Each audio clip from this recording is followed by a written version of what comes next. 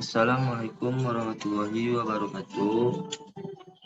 Perkenalkan, nama saya Yudianto. Saya akan mempresentasikan tugas saya yang berjudul Aspek Pemasaran dan Pasar. Fungsi-fungsi pemasaran. Itu fungsi pertukaran.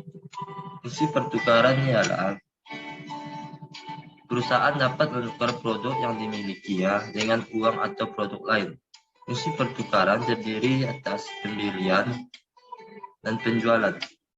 Pembelian adalah tindakan di mana agen atau pembeli memperoleh barang atau jasa dari agen lain atau penjual.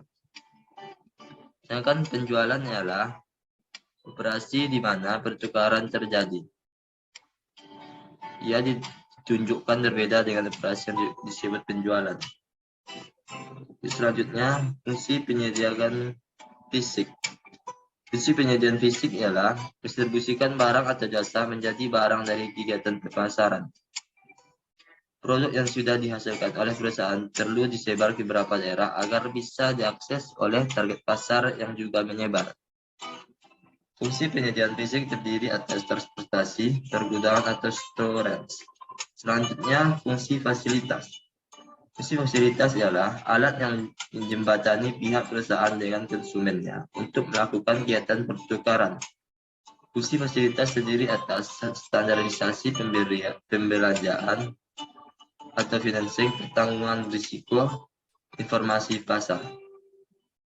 Oke, selanjutnya, tugas pemasaran dan kondisi permintaan. 1. Permintaan negatif. Permintaan negatif atau negatif demand adalah keadaan sebagian terbesar di segmen pasar potensial yang penting tidak menyukai produk atau jasa yang ditawarkan, bahkan mereka bersedia membayar untuk menghindarinya. Selanjutnya, tidak ada permintaan. Tidak ada permintaan atau no demand adalah berarti orang tidak berminat sama sekali terhadap penawaran suatu produk atau jasa. Selanjutnya, permintaan terpendam. Permintaan terpendam atau latent demand adalah jika sebagian besar orang-orang mempunyai kebutuhan yang kuat akan sesuatu yang tidak ada dalam bentuk barang atau jasa yang nyata. Selanjutnya, permintaan menurun. Permintaan menurun atau falling demand adalah suatu keadaan di mana permintaan untuk suatu produk atau jasa semakin berkurang dari tingkat sebelumnya. Selanjutnya, permintaan yang tidak beraturan. Permintaan yang tidak beraturan ya atau irregular demand adalah perusahaan dapat mengalami masa-masa penuh dan masa-masa sepi atau permintaan tidak teratur. Selanjutnya, permintaan penuh. Permintaan penuh atau full demand adalah suatu keadaan di mana tingkat dan saat permintaan yang sekarang sama dengan tingkat dan saat permintaan yang diharapkan. Selanjutnya, permintaan tidak sehat. Permintaan tidak sehat atau unwholesome demand adalah permintaan beberapa jenis produk yang dapat dinilai tidak baik bagi segi kesejahteraan konsumen, kemakmuran masyarakat, atau penyedia. Selanjutnya, permintaan yang berlebihan. Permintaan yang berlebihan atau overfull demand adalah suatu keadaan di mana permintaan lebih besar dari penawarannya. Oke, selanjutnya, pasar sasaran. Jadi atas ada keinginan konsumen atau pelanggan, ada daya beli atau uang, ada kemauan untuk mewujudkan dan memanjakan uangnya. Bentuk-bentuk persaingan pasar. 1. Persaingan sempurna. Persaingan sempurna adalah persaingan sempurna di dalam teori ekonomi mikro pada umumnya adalah suatu pasar yang ditandai oleh tidak adanya sama sekali persaingan yang bersifat pribadi di antara perusahaan individu yang ada di dalamnya. Selanjutnya, pasar monopoli. Pasar monopoli adalah monopoli murni adalah suatu pasar hanya ada suatu penjual atau produsen yang tidak ada substitusinya. Struktur pasar yang demikian ini, di mana hanya ada satu penjual atau produsen, tidak dipengaruhi harga dan produk dari produsen lainnya. Selanjutnya, pasar persaingan monopolistik adalah model pasar persaingan monopolistik dibandingkan dengan model pasar persaingan sempurna atau monopoli relatif masih baru. Ciri-cirinya adalah di pasar terdapat cukup banyak penjual dan juga pembeli. Selanjutnya, pasar oligopoli adalah pasar yang terdiri dari beberapa produsen saja. Namun ada kalanya pasar oligopoli terdiri dari 2 perusahaan saja yang dinamakan duopoli. Selanjutnya, segmentasi pasar. Segmentasi pasar geografi. Segmentasi pasar geografi adalah segmentasi yang dilakukan berdasarkan pada lokasi atau wilayah tertentu terhadap target pasar atau konsumen potensial. Selanjutnya, segmentasi demografi. Segmentasi demografi adalah pengelompokan konsumen atas dasar keumuman seperti usia, gender, pendidikan, pendapatan, dan lainnya. Selanjutnya, segmentasi psikografi. Maksudnya adalah pengelompokan konsumen atas dasar kesukaan dan ketertarikan mereka pada produk tertentu. Bisa juga diarahkan pada konsumen yang menekuni suatu profesi dan hobi yang khusus. Selanjutnya, segmentasi pasar biofuturistik adalah pembagian pasar menjadi kelompok kecil yang homogen berdasarkan pada pola kebiasaan konsumen dalam menghabiskan waktu dan uang mereka. Okay, next. Sistem pembayaran penjualan. Sistem pembayaran tunai. Sistem pembayaran tunai secara garis besar. Pembayaran dibagi menjadi dua, yaitu sistem pembayaran tunai dan sistem pembayaran non-tunai. Perbedaan dasar terletak pada instrumen yang digunakan.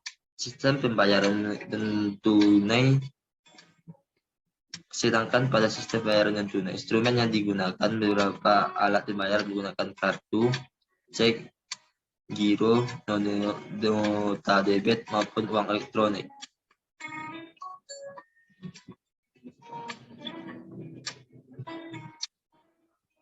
Selanjutnya, sistem pembayaran kredit, beberapa besar potongan biaya pemasaran. Next, perancangan produk. Klasifikasi produk terdiri atas barang tahan lama, barang tidak tahan lama, jasa. Pengembangan produk terdiri atas kualitas, desain, dapat ditambahkan, dapat dikurangi, kegunaan baru, kemasannya, merek. Oke, selanjutnya, perancangan produk.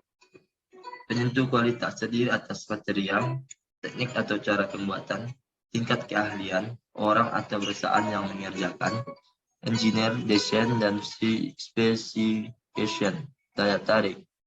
Positioning produk terdiri atas perbedaan produk, manfaat produk, pemakaian produk, kategori produk, positioning terhadap pesaing, positioning berdasarkan masalah. Selanjutnya, perancangan merek. Perancangan merek mudah dibaca, singkat dan sederhana, mempunyai ciri khas, menggambarkan kualitas prestek atau produk, dan produk bisa diadaptasi oleh produk baru, dapat didaftarkan dan mendapat perlindungan hukum. Selanjutnya, perancangan harga. Perancangan menyusun tujuan pemasaran. Analisis kurva permintaan. Memperkirakan variasi biaya, mengamati harga pesaing,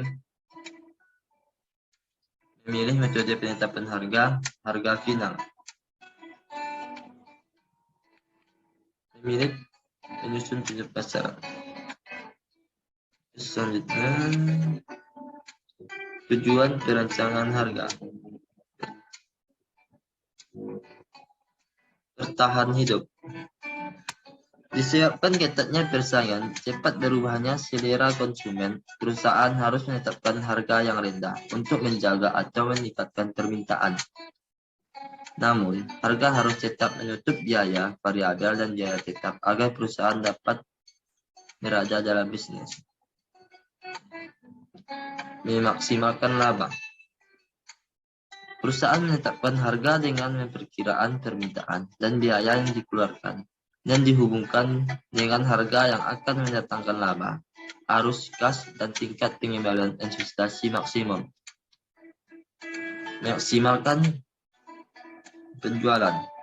Perusahaan menerapkan penetapan harga penetrasi pasar atau market penetration pricing, yaitu berusaha memperkenalkan suatu produk baru dengan harga rendah, dengan harapan akan dapat memperoleh volume penjualan yang tinggi, biaya unit yang semakin rendah, dan laba jangka panjang yang semakin tinggi dengan asumsi pasar sensitif terhadap harga.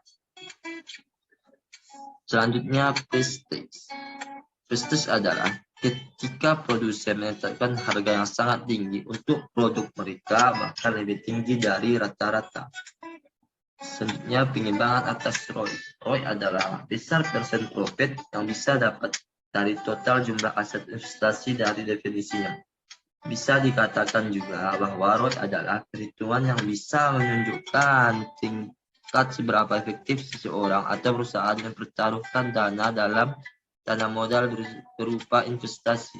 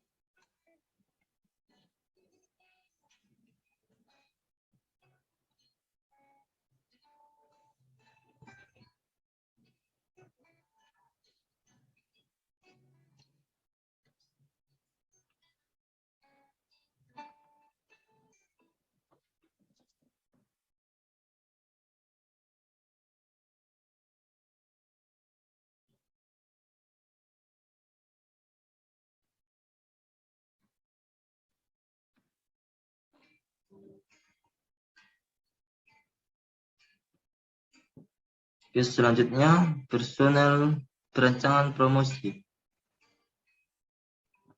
1.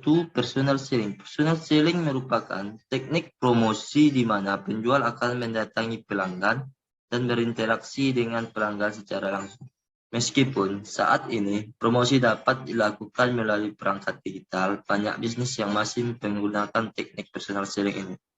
Selain digunakan untuk mendorong konsumen agar menggunakan produk Anda, personal selling juga dapat meningkatkan kepercayaan serta membangun hubungan jangka panjang dengan pelanggan potensial. Selanjutnya, advertising. Advertising atau iklan adalah presentasi atau promosi berbayar untuk sebuah barang atau jasa. Iklan merupakan salah satu alat promosi yang paling umum digunakan bisnis untuk menyampaikan informasi tentang sebuah produk serta menumbuhkan minat konsumen terhadap produk yang ditawarkan. Selanjutnya, sales promotion. Sales promotion merupakan insentif jangka pendek yang dilakukan oleh pihak penjual agar pelanggan segera melakukan pembelian produk. Dengan teknik ini, Anda dapat menimbulkan rasa urgensi sehingga konsumen akan segera memilih produk Anda. Contoh sales promotion yang bisa Anda berikan adalah diskon atau potongan harga. Selanjutnya, publicity. Publicity relation perlu dilakukan karena dapat mempengaruhi pelanggan ketika menilai produk atau brand Anda. Secara garis besar, public relation merupakan proses untuk mempertahankan citra baik serta membantu membangun hubungan yang menguntungkan antara perusahaan dengan pelanggan atau pihak yang bekerja sama dengan perusahaan Anda. Melalui public relation, perusahaan dapat membangun cerita yang menarik untuk mempromosikan image yang baik di pasar. Biasanya perusahaan akan berusaha mendapatkan image positif dengan menarik perhatian target market dengan memberikan aktivitas perusahaan atau aktivitas lain yang berkaitan dengan pelanggan. Perancangan saluran distribusi. Barang konsumsi. Produsen menyalurkan dengan konsumen. 2. Produsen menyalurkan dengan pengencer. Pengencer menyalurkan dengan konsumen.